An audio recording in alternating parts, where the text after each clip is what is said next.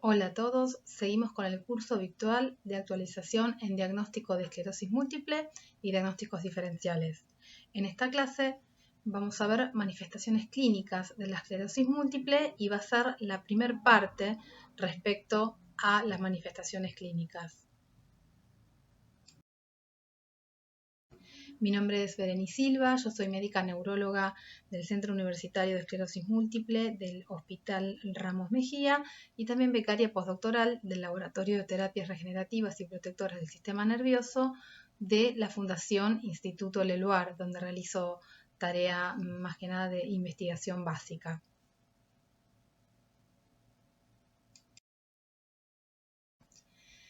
Entonces, empezando ya con la clase, la esclerosis múltiple es considerada al día de hoy una enfermedad inflamatoria, desmineralizante y neurodegenerativa del sistema nervioso central, en donde se compromete no solo la sustancia blanca, sino también se compromete la sustancia gris y las meninges del sistema nervioso central, y están remarcadas en rojo justamente porque estos compromisos fueron descritos en los últimos años y tienen una gran relevancia clínica, ya que el compromiso de la sustancia gris y de las meninges se asocia con un peor pronóstico de la enfermedad.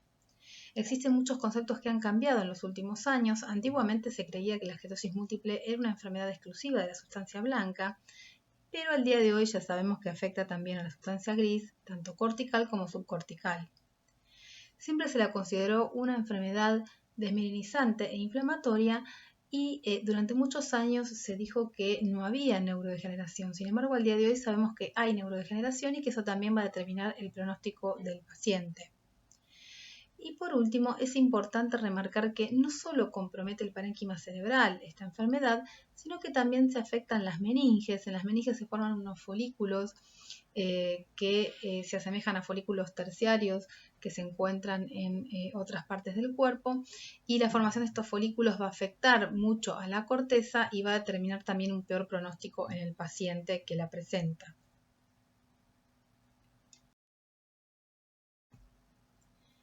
Existen 4 formas clínicas de la esclerosis múltiple. La forma más frecuente de presentación es la forma en recaídas y remisiones. En este gráfico lo que vemos es representados en formas de columnas a las recaídas.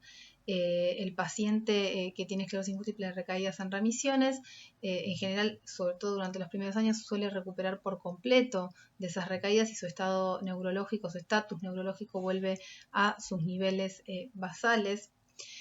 Un porcentaje de pacientes luego de varios años de la enfermedad evoluciona a lo que es una forma secundaria progresiva, en donde el paciente ya no tiene estos episodios agudos o subagudos de recaída, sino que empieza a acumular déficit neurológico lentamente, y este déficit neurológico es irreversible y no lo recupera.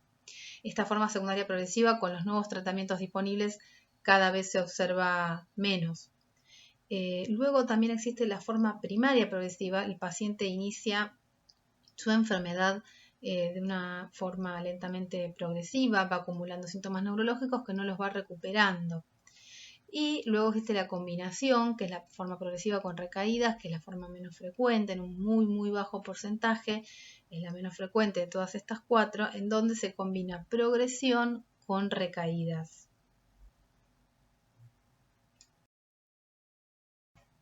Las manifestaciones clínicas de la esclerosis múltiple van a depender de la topografía de las lesiones desmineralizantes y neurodegenerativas en el sistema nervioso central. Existen 4 topografías, que son las topografías afectadas por la esclerosis múltiple: el nervio óptico, el tronco del encéfalo, la médula espinal y los hemisferios cerebrales.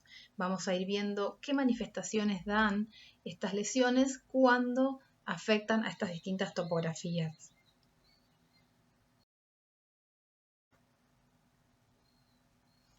En la presentación clínica de nervio óptico vamos a ver que lo típico de encontrar en esclerosis múltiple, por eso en este gráfico de semáforos lo vemos en verde, es una presentación con una neuritis óptica unilateral y retrovulvar, que da dolor a la movilización ocular y discromatopsia. Lo más frecuente también de ver es una afección de la visión central. El paciente en el fondo de ojo no va a tener exudados, o si los tiene son exudados leves. Su reflejo fotomotor va a estar enlentecido.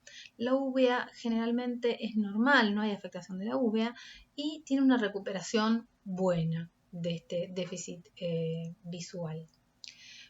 Hallazgos que son vistos en la esclerosis múltiple, pero menos frecuentemente, que generalmente se los refiere como un inicio atípico de la esclerosis múltiple, son casos en los cuales la neuritis óptica es bilateral, que ocurre en el 2% de los casos, es anterior en lugar de retrovulvar, que el paciente no tenga dolor en la movilización ocular, puede ocurrir, que tenga una pérdida de la percepción de la luz, que además al fondo de ojo pueda tener exudados que sean moderados a severos, pero siempre sin hemorragias, y que se pueda observar una papilitis moderada a severa. La uvea puede estar afectada menos frecuentemente en forma atípica y generalmente es una uveitis leve. Ahora, ¿cuáles son los hallazgos no esperables para una esclerosis múltiple? Que el paciente tenga una neuropatía óptica progresiva, que tenga un dolor orbitario muy continuo y severo, que tenga una ceguera completa y permanente, que padezca una neuroretinitis en donde en el fondo de ojo se observen exudados con derrames maculares, la afección de la uvea de forma severa, una uveitis severa anterior, y que no tenga recuperación visual después del mes. Todas estas afecciones que se ven en este gráfico de semáforos en color rojo tienen que hacer dudar francamente en el diagnóstico de esclerosis múltiple.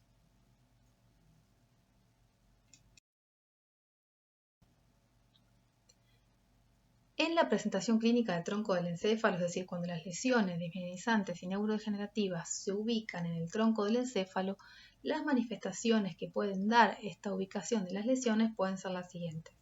Hallazgos típicos para la esclerosis múltiple pueden ser una oftalmoplegia internuclear, que es muy típica de la esclerosis múltiple, sobre todo cuando es bilateral, que es prácticamente patognomónica de la esclerosis múltiple. La presentación en forma de una ataxia aguda y un nistagmus multidireccional que hace pensar en un síndrome vertiginoso central. La parálisis del sexto par. También la presencia de parestesias faciales es bien típica de la esclerosis múltiple o de una hipoestesia facial. Hallazgos vistos en esclerosis múltiple pero menos frecuentemente son el síndrome del 1,5, la presencia en forma de sordera es muy atípica pero hay casos reportados, que el paciente presente parálisis o mioquimia faciales, la neuralgia del trigémino, que también es vista menos frecuentemente pero se observa, y la presencia de espasmos tónicos paroxísticos. Hallazgos no esperables para la esclerosis múltiple en esta topografía son la oftalmoplegia externa completa, la parálisis vertical de la mirada, que estos síntomas tengan una aparición hiperaguda y que hagan pensar en una etiología más de tipo vascular, la parálisis del tercer par, la neuropatía trigeminal sensitiva y las distonías focales y tortícolis.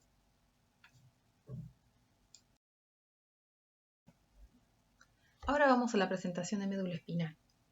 En la presentación de médula espinal, es decir, cuando hay lesiones desmineralizantes y neurodegenerativas en la médula espinal, lo típico de encontrar en la esclerosis múltiple es una manifestación que nos haga pensar en una mielitis transversa parcial y asimétrica que se instaura en horas o días.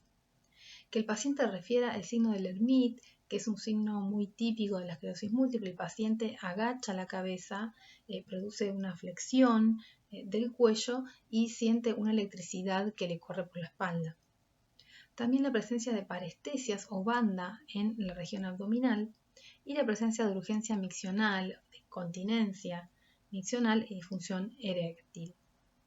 Hallazgos vistos en la esclerosis múltiple, pero menos frecuentemente, puede ser la mielitis transversa con un límite sensitivo bien definido. Esto es más típico de neuromielitis óptica. La radiculopatía o arreflexia puede aparecer, es menos frecuente, pero hay casos reportados. La presencia de una termoanalgesia segmentaria, la presencia de un síndrome de Bronce-Quart parcial y la incontinencia fecal. Como hallazgos no esperables para una esclerosis múltiple podemos encontrar una mielitis hiperaguda que entonces nos haga pensar en un territorio de arteria espinal anterior, un síndrome de la cola de caballo y una ataxia sensorial progresiva. Estos tres síndromes que vemos en la columna roja, en el semáforo en rojo, nos tienen que hacer pensar en otras etiologías.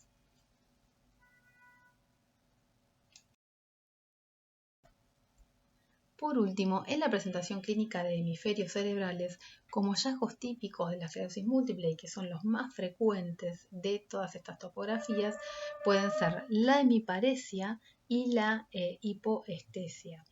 Hallazgos vistos en la esclerosis múltiple pero menos frecuentemente pueden ser la hemianopsia, la presencia de convulsiones cuando hay placas desmineralizantes y neurodegenerativas que se encuentran en la corteza cerebral o que tocan la corteza, pueden producirse convulsiones, y la presencia del deterioro cognitivo, que es bien típico de la esclerosis múltiple, sobre todo cuando se afecta memoria a corto plazo, lo que es memoria de trabajo, velocidad de procesamiento.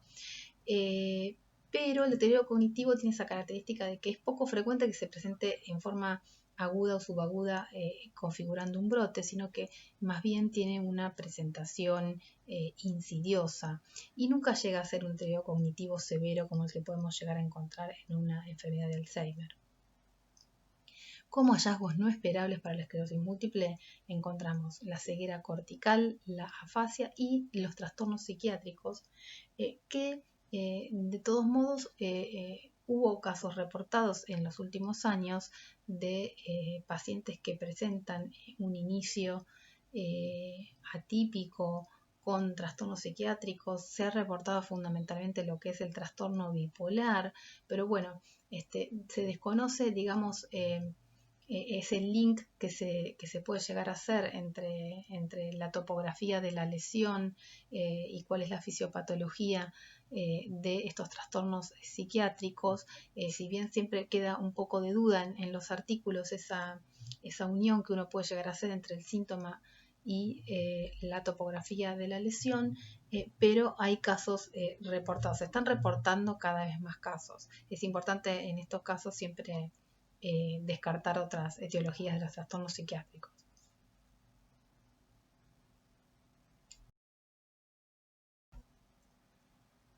Tenemos también un grupo de síntomas, que son los síntomas paroxísticos, que justamente como bien dice la palabra, son síntomas que son transitorios, que no aparecen configurados dentro de lo que es un brote o una recaída, pero que si aparecen, uno tiene que pensar que pueden deberse a la esclerosis múltiple. Entre ellos se encuentran la neuralgia del trigémino, las convulsiones, las disartrias paroxísticas, los espasmos hemifaciales, el prurito, la pérdida abrupta del tono muscular, la afasia, las coriotetosis y el signo del ermite. Estos son todos síntomas que aparecen en forma paroxística de breve duración y que si bien no aparecen en forma de brote, recuerden que cuando uno piensa en un brote de la esclerosis múltiple, el paciente tiene que tener un síntoma que sea típico de la enfermedad o quizás de los menos frecuentes, los de la columna amarilla, pero cuando aparecen tienen que ser constantes, es decir, no tienen que ser paroxísticos y tienen que durar más de 24 o 48 horas como para uno considerarlo un brote. Eso es lo más típico, pero es importante tener en cuenta que también existen estos síntomas que pueden ser transitorios y que pueden deberse a la esclerosis múltiple, por más que no sean síntomas continuos que se presenten típicamente como en un brote.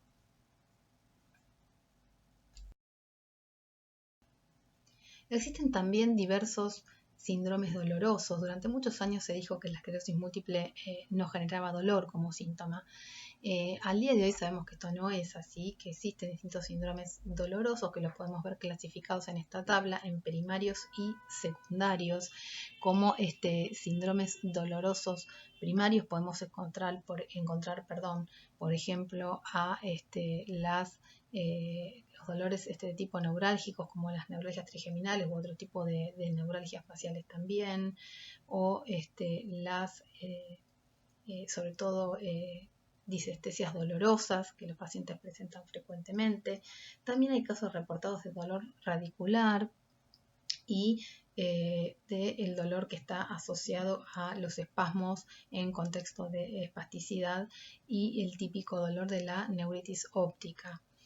Luego también puede haber otros síndromes dolorosos secundarios, como puede ser los dolores a nivel de lo que es la columna o osteoporosis con fracturas.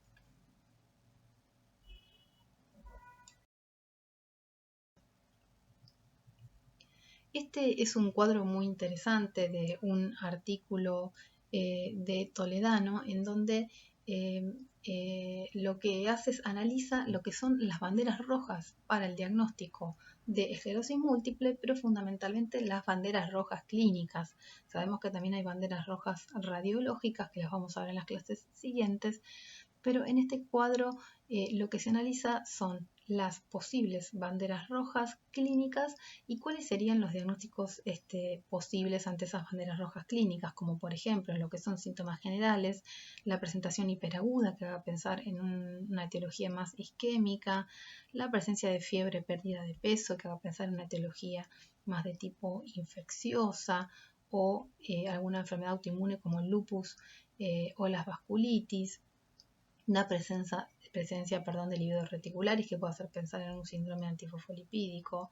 Dentro de lo que son síntomas que tienen que ver con el hemisferio cerebral es la presencia de encefalopatía y que hace pensar un poco más en un ADEM o en un PRES. La presencia de hemianopsia también hace pensar en algo más de tipo vascular, como puede ser un stroke isquémico o un PRES. La presencia de un deterioro cognitivo más insidioso y sobre todo más severo, como que nos puede hacer llegar a pensar, nos puede llevar a pensar, en algún tipo de leucoencefalopatía o alguna otra enfermedad neurodegenerativa. En el caso de la topografía de nervio óptico, la presencia de una afección progresiva del nervio óptico que haga pensar quizás en una sarcoidosis como una etiología alternativa, que el déficit sea altitudinal nos puede hacer pensar también en una neuropatía isquémica o monocular. La presencia de una neuritis óptica severa bilateral nos hace pensar en una etiología más bien relacionada a lo que es espectro neuromielitis óptica, y la neuroretinitis y uveitis también en neuromielitis óptica. En lo que es etiología de médula espinal, como ya dijimos, un síndrome espinal anterior que nos haga pensar en algo isquémico, que la mielitis transversa sea completa, es más típica de un espectro neuromielitis óptica, una mielitis idiopática o una ADEM. La presencia de una radiculitis que nos haga pensar quizás en una etiología más de tipo infecciosa, sarcoidosis o carcinomatosis, y una paraparesia espástica progresiva que nos haga pensar más bien en una etiología de viral, de virus HIV o HTLV o déficit de cobalamina.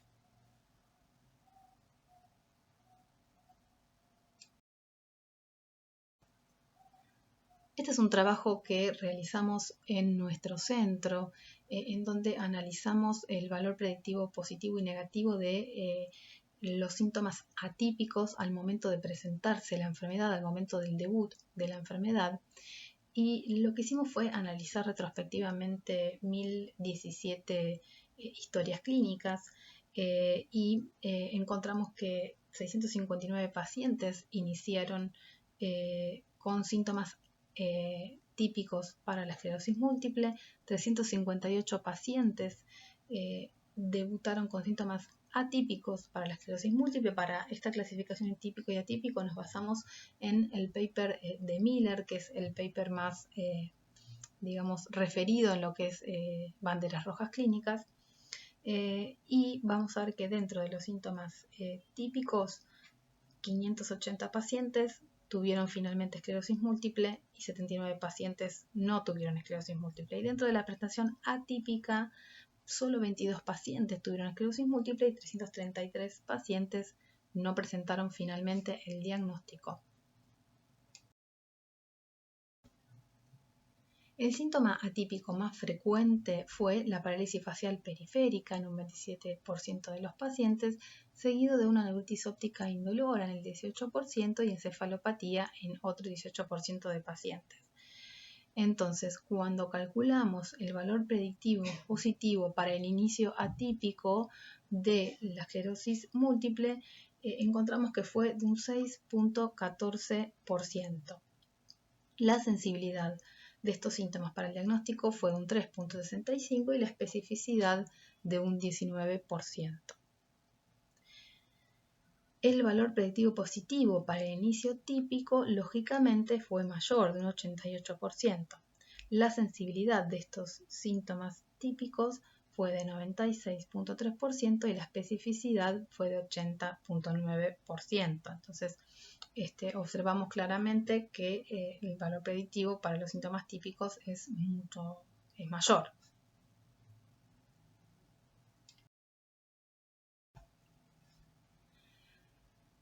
Bueno, terminamos con la clase, les agradezco mucho la atención, espero que les haya sido de su utilidad y les dejo la bibliografía que pueden consultar respecto al tema. Muchas gracias.